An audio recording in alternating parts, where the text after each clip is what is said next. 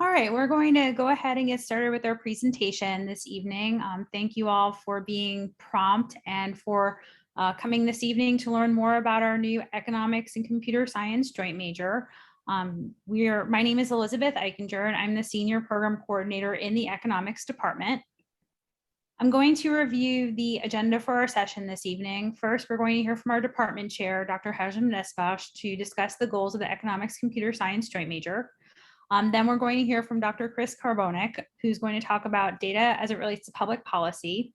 After that, we're going to have an alumni panel where we have some preset questions for our alumni panelists, and students will have the ability to submit questions of their own in the chat that we'll address at the end of the session. And then finally, we'll tell you how to get in contact with our department if you are interested and excited about pursuing this major. So with that said, I will turn it over to our department chair. Good evening, everybody. I'm Hashem Desbash. I'm chair of the economics department, as Elizabeth mentioned. I would like, first of all, to thank you for participating in this gathering. I would also like to thank our speakers, as well as organizers, particularly Ms. Elizabeth Eichinger and Mr. Ben Pierce, who put this event together. I would like to thank other speakers, Chris Carbonik, my colleagues, Dr. Arbatskaya and Dr. Ayogo, who are here and who are going to participate later on. And I would also like to express our gratitude to our very supportive alumni who have graduated from this program, and they are here now to share their experiences with us, letting us know how important the combination of these two disciplines are. So let me actually say a few words about this new joint major. The joint major is going to become official and on the books starting from a spring semester. Currently, the registrar is working out to incorporate the requirements into the system. We started planning on this particular joint major about 3 years ago, and there will be another occasion sometimes in November when we have a more in-depth gathering of the faculty to talk about it, and I will share the details about how this joint major came into existence later on. But for now, I want to tell you that this is a part of a more ambitious plan on the part of the department to expand, to hire world-class faculty, and also to train our students for the future of the workplace.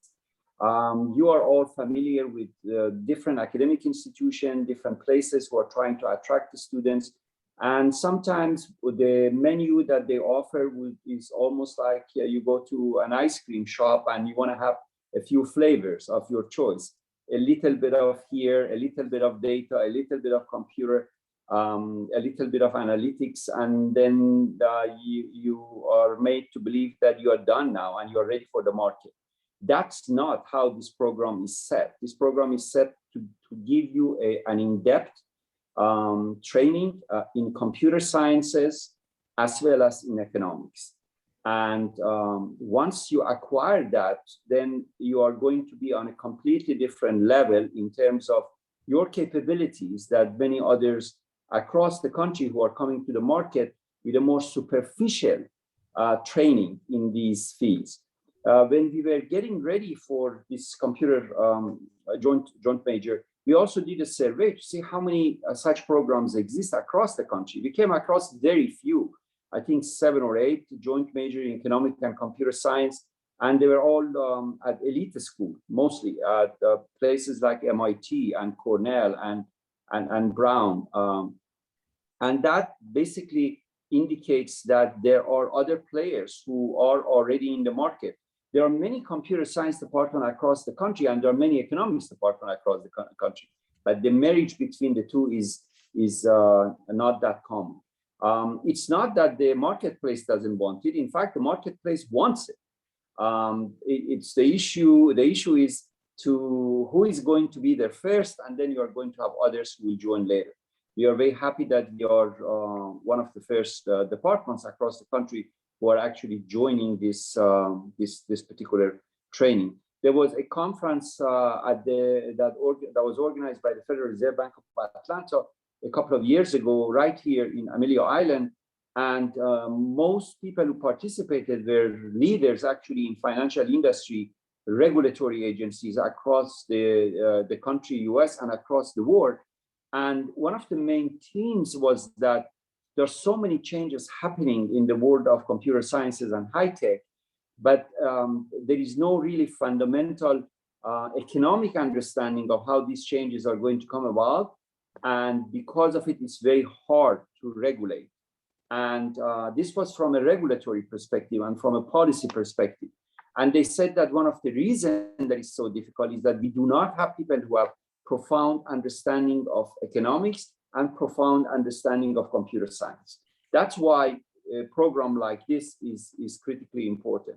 A program like this is going to give you significant training in data sciences.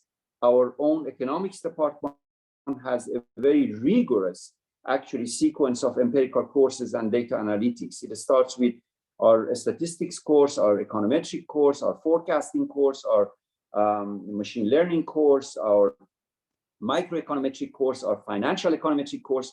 All of these courses, you can call them data analytics if you want to, but they really give you significant scope and depth. And that's what is really important, because to start, even with the first of these courses, you need to have a calculus course, meaning that these courses, of course, are going to provide a very in-depth training for you.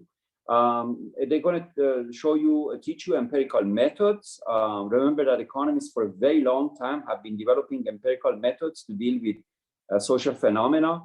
A lot of high-tech companies are now new to this. They want to understand markets. They want to understand how markets can be designed. But economists have been dealing with these issues for a very long time. The high-tech companies want to know how the incentive structure works and how they can provide the right incentive to their users. And economists have been working on these issues at a very profound and analytical level for a very long time. And of course, when you combine that with the knowledge of machine learning, deep learning, and artificial intelligence, then the training that you get is quite unique. Now, other advantages of this major is that it is you gain foundation knowledge. It's an interdisciplinary degree, and it increases your marketability. Data is important, and you learn how to do data analysis, really profound data analysis in economics, in economics department. And if you look at Amazon, Amazon has close to, or maybe more than 50 PhD economists. That shows the importance of economics in high-tech arena. One of our own colleagues, a faculty here, a professor, also has an appointment at Amazon, and he's going to be present in our November event when we'll have a much larger group of faculty discuss some of these new programs that we are offering. And also, this program provides flexibility, because absent this program, you could have done this training by majoring in economics and majoring in computer sciences. Then you have to take a lot more courses to do that. This program would allow you to actually achieve both with a small number of more targeted courses without actually taking anything away from the rigor of the program. And that's really important, because if you go to, when you go to the market and you're talking to top level recruiters, they understand whether you really know your stuff at a profound and deep level, or your knowledge is artificial. A few courses here and there cosmetically appears that you know the stuff, but you don't. And you really want to have a very in-depth understanding of these topics. The curriculum information will be available for you soon. And of course, if you need any more information, you can always contact our undergraduate program, and they will provide you with it. If any one of you have any question, you can also contact me. I'll be glad to provide any information you want to you. So with that, I'm going to leave it to our the coordinator of tonight's event, Ms. Eichinger. to pass the microphone to our next presenter. Thank you. Thank you so much again for providing some context to our prospective majors about the origins of this program and what students can truly get out of it. Along with the recording that we are taking of this event, I'll be sending this PowerPoint to you via PDF so that you'll have this as well to refer to, and you can click on the link where it says view the major requirements, so you can also see what those classes consist of. So we're going to be moving forward now to our next presenter. Let me go ahead and make sure that he is spotlighted in the video. And I am going to turn it over to Dr. Kabarnik. Go ahead. Thanks so much, Liz. Thanks, Hashem. Thanks, everyone, for coming. So I'm Chris Karbovnik. I'm an assistant professor in the Econ department. So I would echo what the chair said, that it's a fairly novel thing that we're trying to do. And when I was being trained as an economist, really, to be a good economist, you had to do econ math or econ computer science if you wanted to be on the more applied side and actually know what to do with the data. That's an overkill, and there's obviously, so I'm European, so it was free to me, but in the US, that's also expensive. And so I think combining this is also kind of a way to save you a little bit of money and time without cutting corners. And so our alumni are going to talk a little bit more about the sort of private sector and how it looks like. And a lot of my friends actually who are economists work for firms like Amazon, what the chair mentioned, are PhD economists there. But I want to also tell you a little bit about why this matters from the public policy perspective, from micro public policy perspective.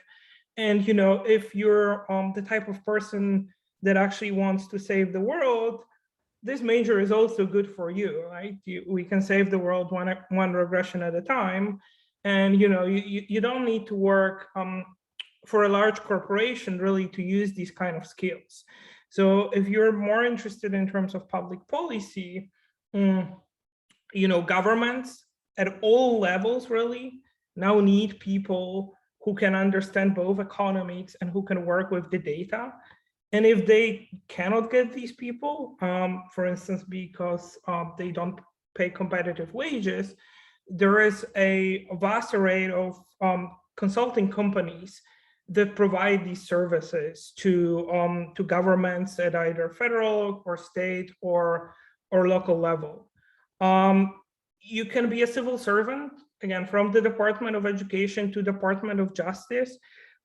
They hire quite a lot of economists, or for example, something that just came out, the White House is recruiting, the Council of Economic Advisors is now recruiting, recent graduates to work for the president's office. And their requirement is really, well, what do you need to know? You need to know econ, you need to know data, and you need to know econometrics to work in that kind of job.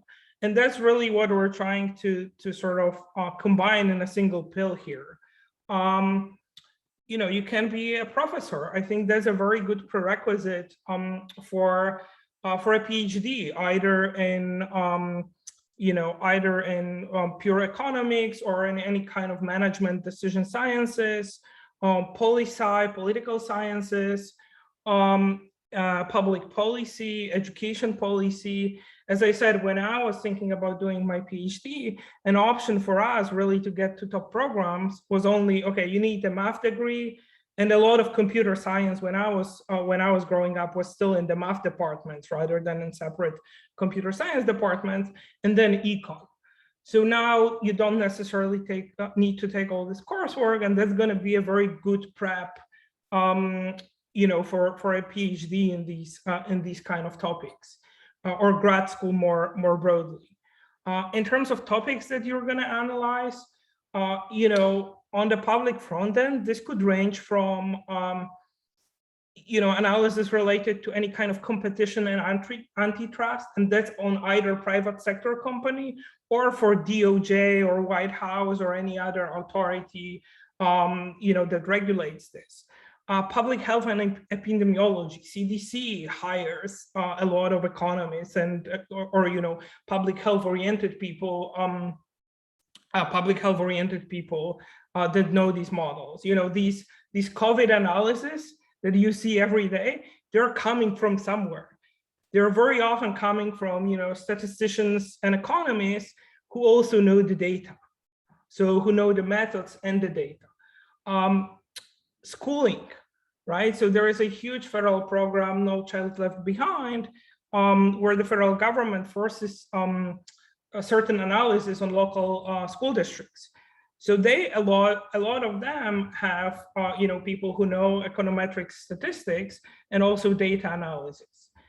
Environmental protection and consequences of pollution, and that again ranges from Environmental Protection Agency through DOJ to nonprofits, humanitarian aid. So one of our colleagues at the department who does development economics, he's working with a UN where they developed econometric algorithms on how to target financial help for refugees. Right, so you need to find these people, and there's also where you can use statistics and big data to help do that in an effective way. Liz, can we move to the next slide? Yeah, awesome. So, why do you really need computer science? And I think the big thing is, well, there's much more data now than in the 1990s, where a lot of the econometric methods were developed in the 1990s, and if you had 5,000 observations, this was considered big data. Now, some data that I work with, for instance, Florida school records, you're talking about 2.8 million students times the vector of their characteristics. So the data just got massive, and you need to know programming and basic computer science to be an effective data analyst. A data analyst, that's a job that historically was non-existent in either economics or computer science. Economists didn't really care about this because, well, there was no data available, economic activity data available to us. Computer scientists didn't really care about this because they were not really that much into analysis of anything. They were much more interested in programming. And so what really Econ brings to the data, so there's the data, there's the computer science part, but what really Econ brings to the data is the methods, right? So historically, computer scientists were brilliant programmers, but I had no idea about variables, correlation, causality, and any kind of data analytics methods, right? Economists were really good at this and developed a lot of these methods, but had no idea how to handle this large data. Right, so here you have kind of a marriage of the two. And so really what we're going to highlight, I think, throughout this curriculum is this ability of, taking big data and using it in an efficient and productive way for either private sector or public sector purposes. And on your job, you're really going to get a value added also in terms of, labor market returns if you can do both. Right, so that's the whole idea. Companies, governments want to optimize. It's much more efficient for them and actually cheaper to hire a person who knows both data and econ rather than hire two people, right? Computer scientists and an economist. And you sort of your value proposition is really being able to do kind of the same thing as two people were doing historically. And so companies and governments are going to have pretty strong incentives to actually hire you instead of two potentially more expensive people, if that makes sense. That's it all I have. Yeah, so that's just to say that if you're more interested in the social aspects, that's also a toolkit that you can use for these kind of topics, not necessarily for the private sector. Thanks so much, Liz. Great, thank you for sharing some perspective how students can apply this degree in a variety of settings in terms of government and careers of that nature. So we're going to move forward to the alumni perspectives aspect of this discussion. It's going to be facilitated by Dr. Maria Arbitskaya with Dr. Melvin Ayugu contributing. And something that I did not mention at the introduction of this discussion was that both of our alumni that we're featuring actually took the long path and double majored in both economics and computer science. So they have the educational background that they've been applying in their own respective careers that hopefully is something that you can pursue if you decide to pursue this major. So I'm going to go ahead and stop sharing so that we can see everybody. And can we see our alumni? I am changing the spotlight. I have to do it manually by each individual, and then we can go ahead and get started. Okay, thank you, Liz.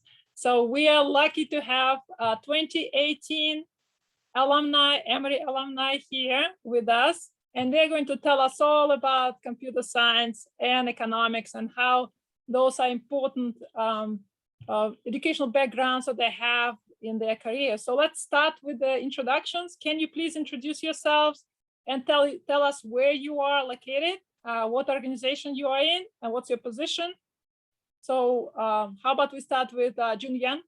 All right. Hi, folks. My name is Junyuan. I also go by Joe.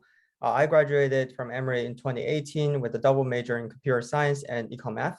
So right now I'm a PhD candidate in management information systems at the Simon Business School at the University of Rochester. So right after Emory, I actually did 1 year PhD at UT Austin, and then I actually transferred to Rochester because of my family. And yeah, that's about me. Excellent. Awesome. Scott? Yeah, almost the opposite of Joe. I did a double major in, well, first off, I'm Scott Weitzner. I work at BlackRock, an associate quantitative developer. And I did a double major in CS math and econ. Wow, and where are you currently? I'm in New York City. What's your position? Associate quantitative developer at BlackRock. Okay. Yeah. Well, this is a big company, so we'll talk more about the job in a second. But first, look back at your days at Emory.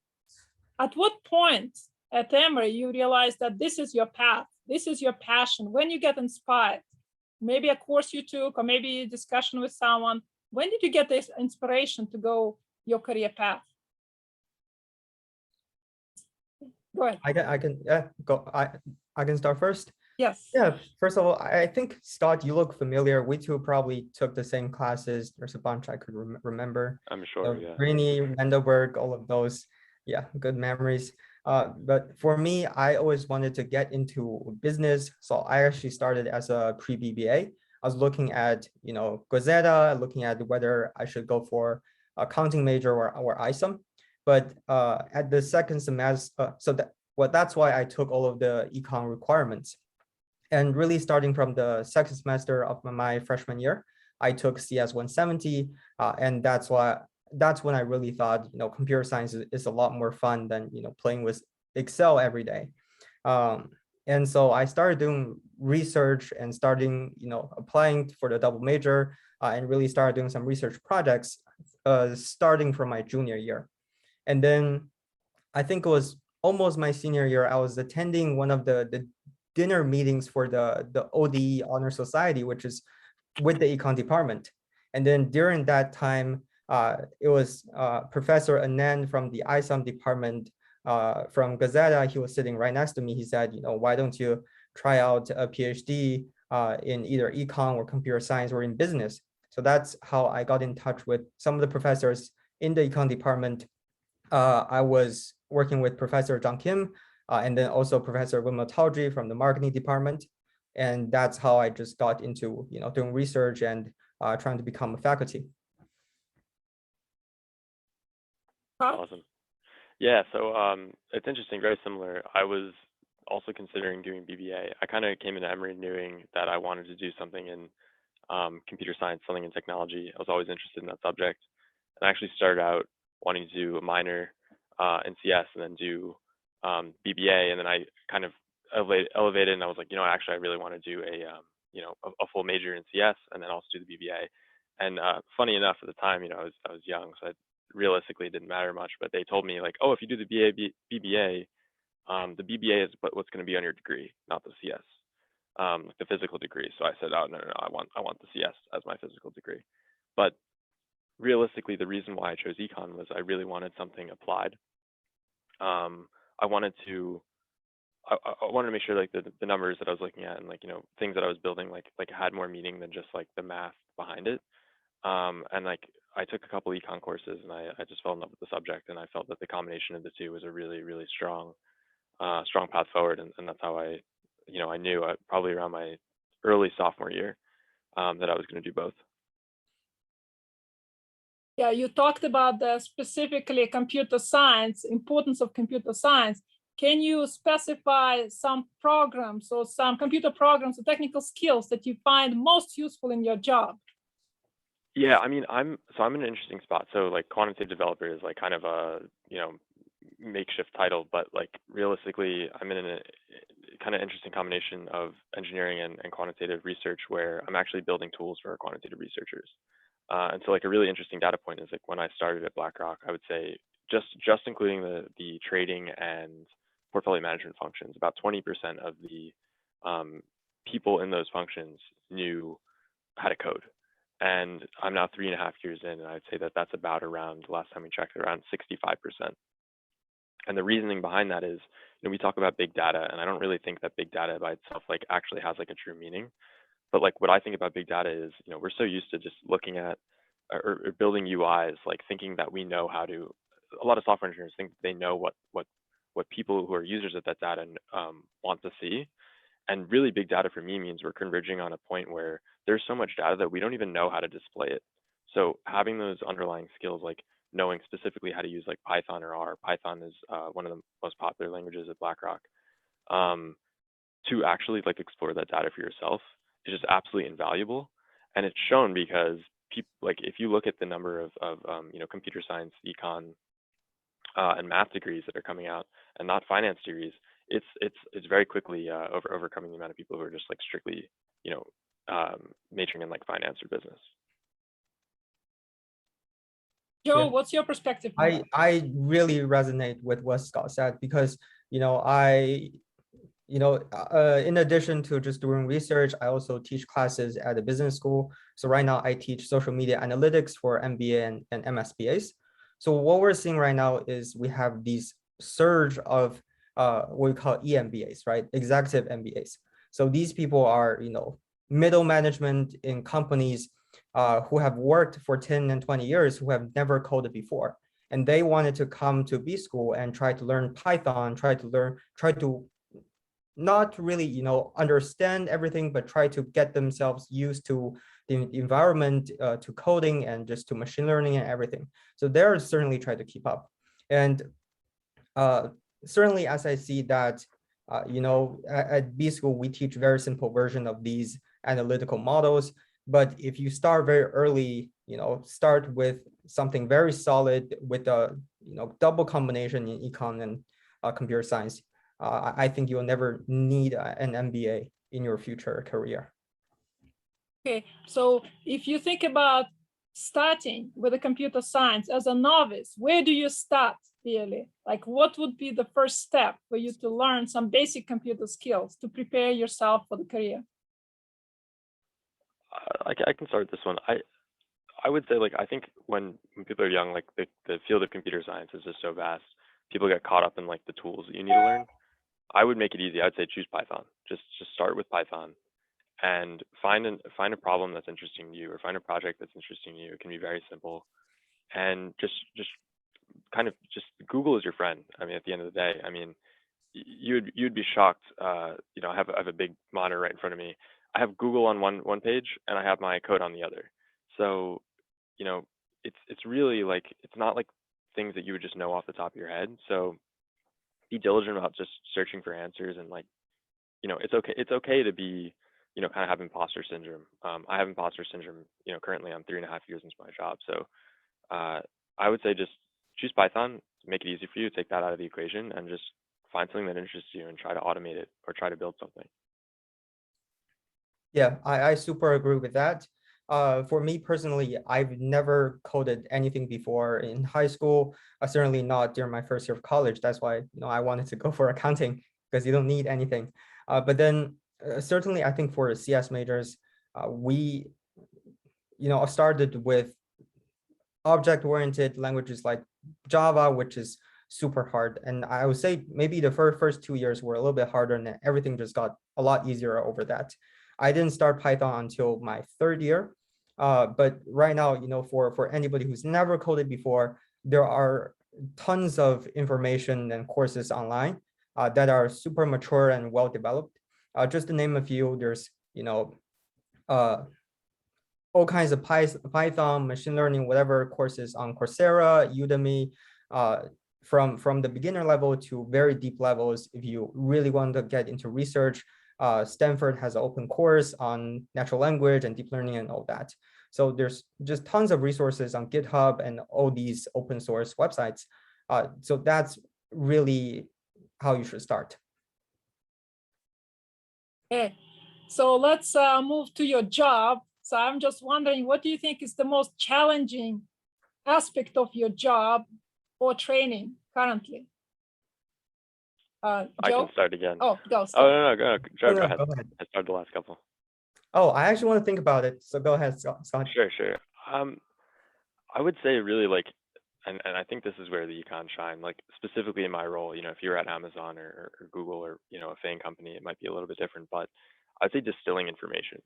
A big gap that I see, just people who have like raw CS or math degrees, when you're in a conversation with like specifically like a PM or a trader, and they have requirements, and they're throwing out like, not gonna lie, like the lingo, the finance lingo is definitely something that you have to pick up, but like the underlying concepts, if you're able to like distill those very easily, like that's a huge like foot in the door to just like really kind of understanding and excelling, specifically in fintech. Or just like a finance kind of oriented role, like even at a tech company. Yeah, that's what I would say. And I guess for me, maybe what I said is very similar to all the faculties here, is definitely, being in academia, you get a lot of freedom to do whatever you want, but then at the same time, you kind of worried about things. And also there's the imposter syndrome. When you work with all the super smart people, you always think that, am I doing enough? Am I doing this right? With the freedom comes, there's also the tenure clock that's ticking. So even though I'm a PhD student right now, I'm always thinking about, what kind of job placement I'll be getting. If I get to be an assistant professor, how long is my tenure? What kind of journal I'll have to publish in order to get my tenure, or things like that. So these are things I'm worrying about right now. Joe, a follow-up question on your studies. I'm wondering which classes or coursework do you think is the most important from the econ side to your current PhD program? So in terms of research, right, absolutely, it's causal inference and econometrics. And I think this applies to really any social sciences, as I think Chris just mentioned earlier, which is, it doesn't matter what you're in. My partner, she's a PhD in political science right now, and we study totally different things when we're at Emory. But right now, all we do is, econometrics. The only difference is she's doing data using data from political science. I'm using data from IT. That's the only difference. In terms of really the core, it's always econometrics. Okay, so I'm also wondering about your job. So on a daily basis, what are your tasks? Like, what are you sitting at the computer and doing what? How is your job going? It's going well. I would say like a big piece of it is, again, it comes down to how well you can distill information. I think a big thing to focus on, like specifically, like everyone here is going to go into a role where they're like a builder or a leader or both. And the big thing to focus on is not just trying to figure out what your end user or your stakeholder wants, but like what they really need. Being really good at knowing what someone doesn't know that they want is invaluable and will easily put you in a position to succeed. And I know that kind of sounds really abstract, but like what that comes down to is like if you can take a problem and break it into very small pieces and like really truly understand the root of the problem and not just like jump at like the initial kind of problem statement, that's like super helpful. And a lot of my job is really truly understanding what actually needs to get done, not just like what says what people say needs to get done. And so a lot of that is research, not specifically financial. It could be technical as well if someone has like a really hard technical problem. So I would say there's a huge programming component. I would say like 60-70% of my time is that, but another 30% is also like talking to people and making sure like I truly understand like what the core problem is. Yeah, and for me, really in the academia, there's about 10 to 20 hours per week dedicated to our teaching duties and TA duties. Other than that, really a bunch of time is used in just processing data, right? We all have these research projects on our hands. And a lot of times, really the computer science part kicks in when you have these massive data, just learning SQL and learning Google BigQuery and know how to handle them. And then I would say about 20 to 30% of my time is dedicated to either reading papers or just learning. Even though I'm a third and fourth year, so I'm not taking any classes right now, I think I always have to learn new things. For example, whenever you start a new project, you got to think about, whether I should use this model or that model. Am I using a structural model correct, or should I use some kind of IO model? So there are so many things I don't understand that I have to put in time to, try to learn. Yeah. Thank you, Joe. I would like to encourage our audience to submit some questions in chat, and maybe Melvin can answer some of those questions at the end of this Q&A. We're almost coming to the end. We have only a couple of questions left. So if you have any questions, please type them in the chat. Thank you. So moving to the job market preparation, because everybody wants to get a lucrative job or placement in the PhD program, what would be your advice in terms of preparing for the job market or handling the interviews? Scott? Sure. Yeah, I can take this. I would say like it's really easy to try and focus on like a specific company, but at the end of the day, like it doesn't matter what company you're working for. It really matters about who your manager is, and what you're doing there. So don't focus on a specific company. Focus on the role. Like, what do you actually want to do? I mean, BlackRock is, our engineering org is encroaching 4,000 people. There are a lot of different positions that need to be filled. So just saying, oh, I want to be an engineer at BlackRock is like, it's really a broad statement. So I would say one, focus on like a specific career function, not just a company. I mean, obviously you want the company to have like a good culture, and obviously the compensation is a big part in that. But above that, just really focus on like what do you want to do? Forget about the name of the company. Another big thing I would say is, and it's often overlooked because it's deemed risky, when you're like your freshman summer, your sophomore summer, like look at startups. I mean, Angel List was like my best friend when I was freshman year. I worked at startups when I was my freshman summer and my sophomore summer. I knew absolutely nothing. I was like by far the least knowledgeable person in those, in those conference rooms. But I learned a ton by the end of them. And I think that's really helpful. And it's also really helpful just from the end of like just learning how businesses are run. Like, if you're working in a company with 10, 20 people, even up to 50 people, it's close knit enough, it's tight enough where you can really learn things outside of your designation. I think that's really valuable. And a lot of times people focus on like, I want to work for Facebook, my freshman year summer. It's really, really rare to get an internship at a company like that, because they want people who realistically, and then we do something very similar here, you want to make sure that you get them their junior year so that they can join immediately after they graduate. Startups are a lot more flexible. And so I would say that startups, your friend, AngelList, I think angellist.co is the website. There's tons of startup offerings in all cities in the US or even abroad. Definitely explore that. Well, these are some excellent points. Joe, do you have something to I add? definitely agree with Scott. Just starting early, use your summer, try to do something. But other than that, I want to talk about just the more specific skill sets needed. So I think probably people graduate from this major, you're looking at in the industry job more with dealing with data. So looking at the entire data streamline, you have the more upper stream with data engineers. So those you will be looking at SQL skills, database skills that you should learn in the computer science, more computer science topic. And then in the middle, you have data scientists, data engineers. So for these, really that's a huge combination of both, right? You need the predictive model, you need the econ knowledge, and then you also need some kind of background in machine learning, artificial intelligence, and all of that.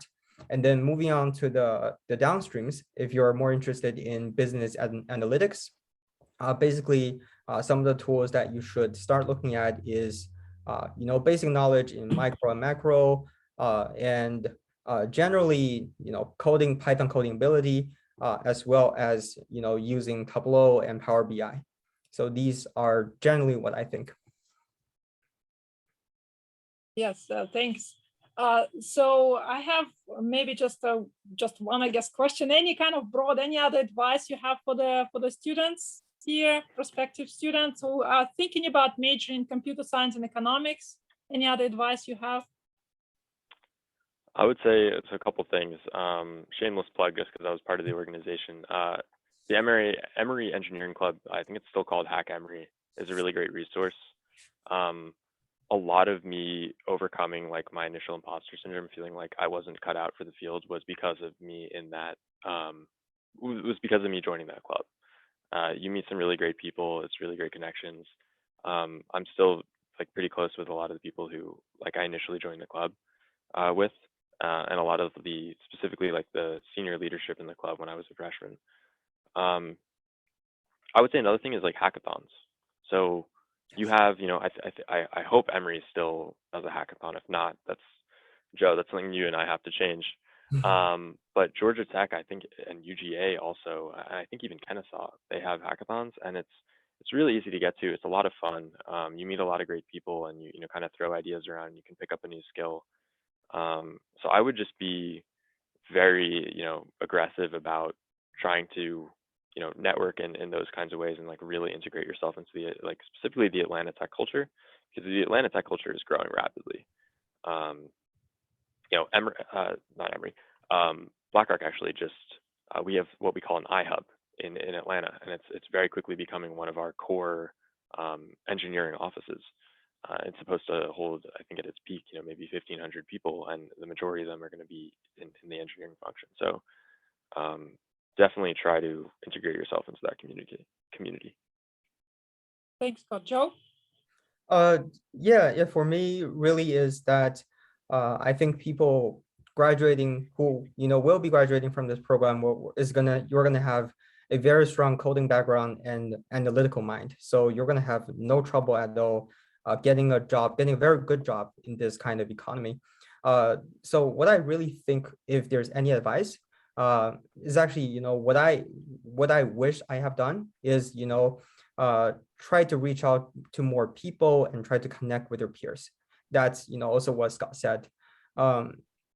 Maybe it was because I was interacting more with faculties when I was in undergrad, but having this kind of network that will not only help you in the short run right after college, even in your long-term career. It doesn't matter if you're in the industry or academia, that's going to help you a lot. And also try to do some side projects, start an app, do more competitions. Those are all ways that you can try to meet more people. And this sounds pretty cliche, but college is really the best time that you can try to build your network, I think. Well, thank you very much. Melvin, can you handle the question in the chat? And if anybody has another question in the chat, please type it. Unmute. How do you mean handle the question in the chat? You want me to answer it? Yeah, go ahead. I thought the question was for the alumni. Yes, it is actually. You can voice it at least and handle it. I was going to ask one myself of them, because I brought a lot of my students to come over. they were all very excited. Now we're discussing financial markets, and they all want to become arbitrage traders and program traders and foreign exchange dealers. And I was telling them that this is just tip of the iceberg on what a combination of computer science can do for you. There's a lot of stuff in international trade. There's a lot of things in cyber crime and financial tech. So the horizon really ended. In fact, when people discuss the post-industrial revolution, they call it post-modernity or post-industrial revolution, it's really about Internet of Things. So it's combining the market with computers. And so it's almost like if you're not an econ computer science major, what are you? Almost. The same way that in engineering now they talk about mechatronics, which is really electronics and something about both. And beginning to balance electronic engineering and electronic engineering. So in the same way, I'm seeing a lot of fusion between economics and computer science, economics being the physics of business and physics to people. In fact, the head of department question about how PhD students in business school, how measuring Econ into there's going to be tech. I mean, some people are prepared because it's really is the foundation for what you in business. So I was hoping that particularly for Todd, you can give us some sense of what other colleagues in the company that had a combined major, how to find the usefulness of that. So it doesn't seem like there's just one data point and that we're trying to push the issue. Because I think it's really an idea that sells itself, but I want them to hear it from you, your own mouth as well as Bill. Okay, thank you, Melvin. I would voice the question from the chat then, okay? So Matt is asking the question for our alumni, do you use economics or computer science side of your double major more? Which side do you use more in your current position? Go ahead. Sure. I would say in my position, computer science. It's definitely more of a software engineering forward role. But I do use my econ major quite a bit. Not to back off of that. For me, it's I guess the opposite. For academia, any kind of social science, core is econometrics, but we use computer science a lot. Right now, I'm actually taking all kinds of deep learning courses just to get a hold of those. Okay, great. So we have a few more questions here coming in. So the first one is, let's see, Joe has mentioned Coursera and some other course sites where you can take courses. The question is whether these are, what's the point? Are these necessary to get the job in the industry? And are they considered optional, additional learning opportunities? So what can you say with the importance of this for your job prospects? So certainly don't worry about getting a job now, but this is an advice for you in probably 3 to 4 years. And probably Scott can add to this, is that when you're on the job market, there's two kinds of questions people are going to ask. One is behavioral question, things like, why do you like this company, things like that. And the other one, usually if you're in a more technical position, is going to be the coding questions. Coding questions, there's database questions in terms of SQL, and then there's actual data structure questions that you're going to have to learn in your CS classes. So there are, in addition to things like Udemy and Coursera, there are sites such as LeetCode and some kind of other interview websites where you're going to have a lot of these mock questions that you will review and practice. And definitely that's going to be needed when you actually apply for a job. Yeah, I would say don't gear your learning towards trying to get a job. Like gear your learning towards doing things that like you actually enjoy doing. Because at the end of the day, like, the people that I'm around that are the most successful are people that absolutely love their job.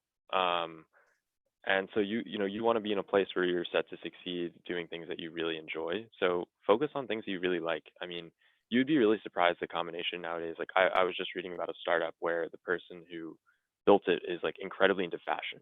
they're also incredibly into artificial intelligence and computer vision, and they're actually building a startup to sort of artificially kind of create pictures of models wearing the clothes for businesses, so that people don't have to go and like spend thousands or hundreds of thousands on photo shoots. And that's incredible to me, is that like someone was able to combine these two things. So don't focus on like, I want to do this AI, Coursera course because I have to get this job. Really try to focus on things that you genuinely enjoy. And like a lot of that is just cross-pollination in between like other classes. And not to veer off topic, but one of the reasons why I think this is great, and they mentioned, is you'll have some extra time in your schedule, some extra time that I wish I had, to explore classes and other designations. Maybe art history, maybe that's something that's big. NFTs are huge. There's this whole, not to go into a crypto tangent, but there's this whole branch of artificial kind of art generation that's very rooted in math and kind of art history. It's really cool. And so use this opportunity to learn things in other areas that are completely unrelated to your subject. You might be surprised what you end up finding that you enjoy. To kind of focus on the exact question, no, it's absolutely not necessary. Frankly, to just be brutally honest, like Coursera courses on a resume are not something that like really have a bearing. Like when I interview someone, I'm really just focused on like, does this person have, first off, are they willing to like, really work and like achieve, like work towards a goal? And are they just like genuinely interested in the subject? Like you'd be surprised. A lot of these skills are actually really easy to learn with some hard work.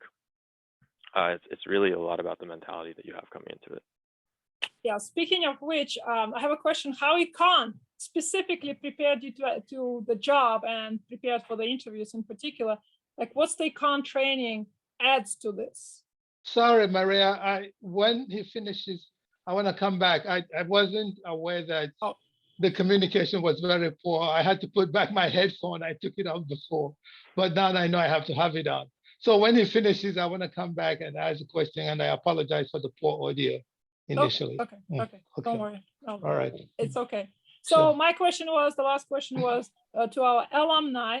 I asked if you actually, what was the contribution of Econ major in particular to your current position, to getting the job and to being adequately prepared for your current job? In particular for Joe, do you think that the Econ major has prepared you for the PhD program that you're currently in? Thank you for the question. First, I actually just want to add just a little bit, because I saw quite a few questions in the chat about the majors. So people ask about, there's business majors, there's ISOM, there's data science department. What really is the difference? The difference is really when you look at the curriculum.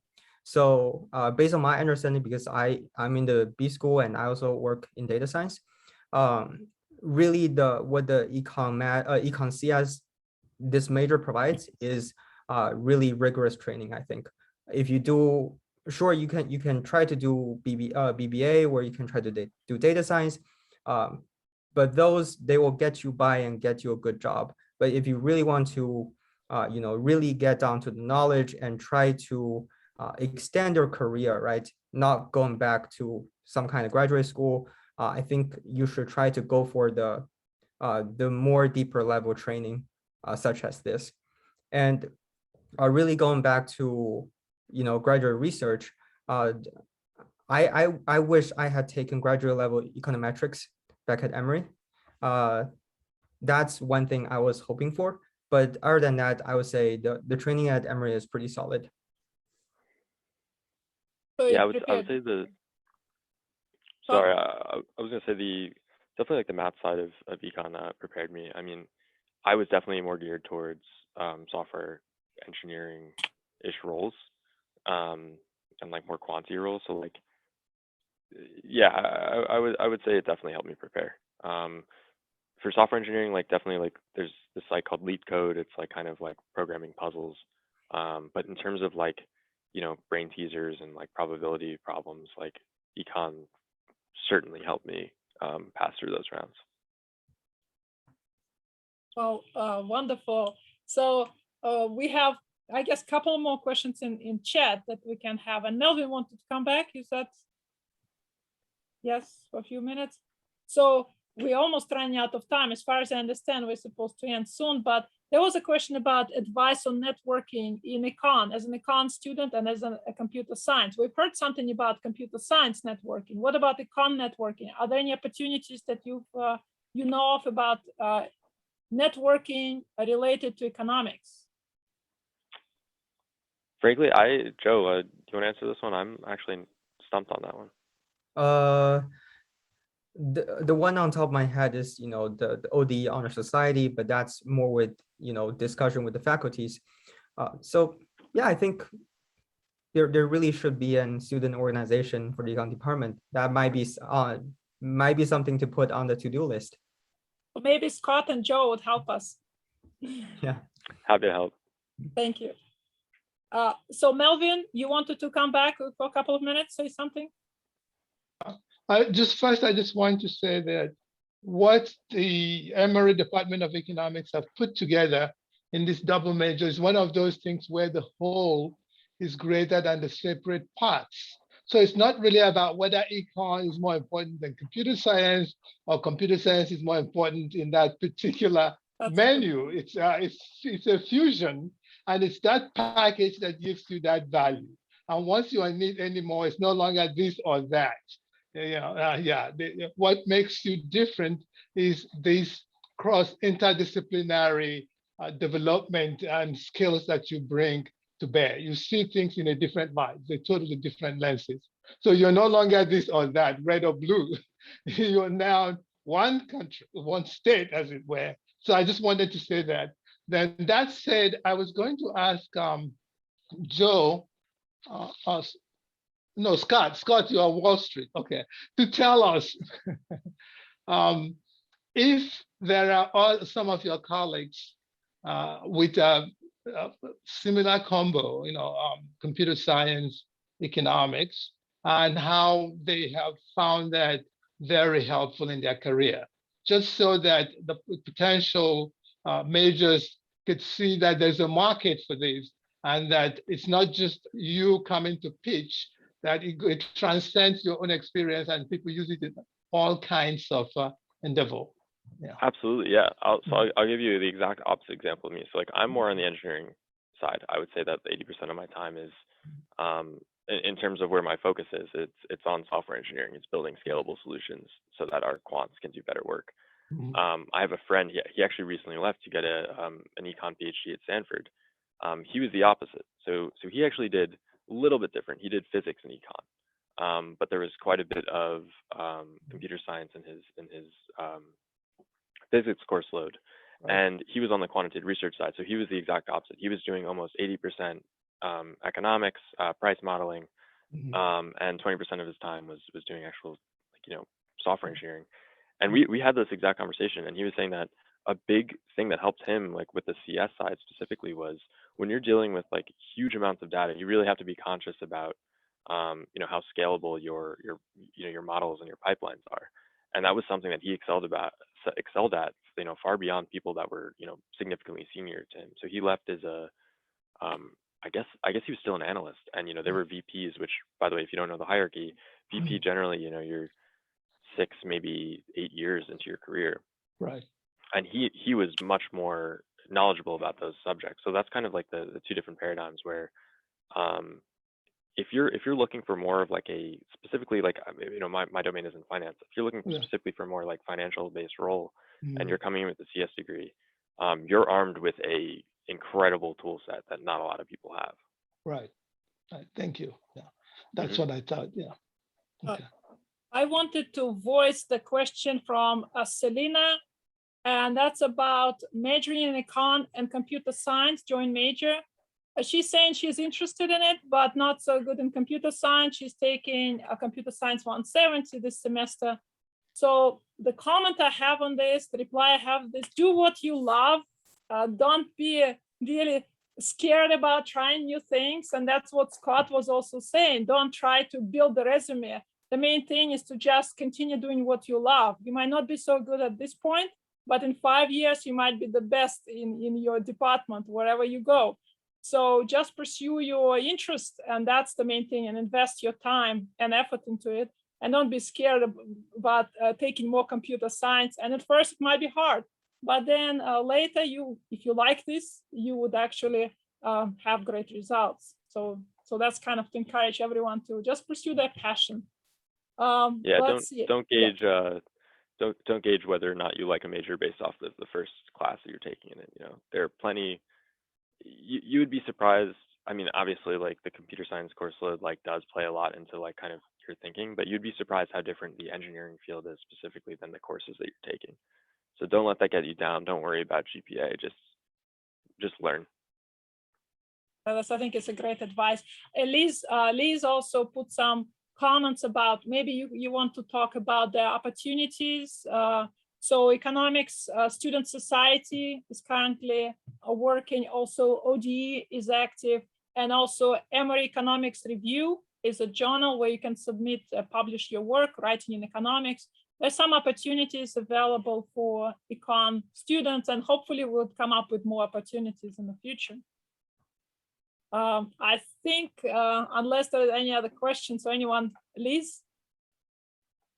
Anything All else? right, I'm going to go ahead and wrap up the session real quick. I wanted to make one quick point about the major that some of our students may have interest in. It is a BA degree, but it is considered a STEM degree for OPT purposes for our international student population. I just wanted to wrap up our presentation this evening by thanking all of our panelists for attending and providing such great insight, to our faculty members and our alumni, and also to you students for attending and for learning a little bit more about this new major. If you are interested or if you have additional questions about the major, our undergraduate program coordinator is Ben Pierce. Here is his contact information. Again, we will send out the recording of this session along with the PDF. So students, you are welcome to reference either one of those tools. And again, I really appreciate all of your time this evening. I hope you have a good night. Thank you and take care. Thank you. Thank you, Elizabeth. Well done. Bye. Thank you. Thank Okay. you, Joe and Scott. Yes, thank you so And much. thank you, Maria, for the excellent Yes, thank you. moderation. Yes, and Chris for your presentation.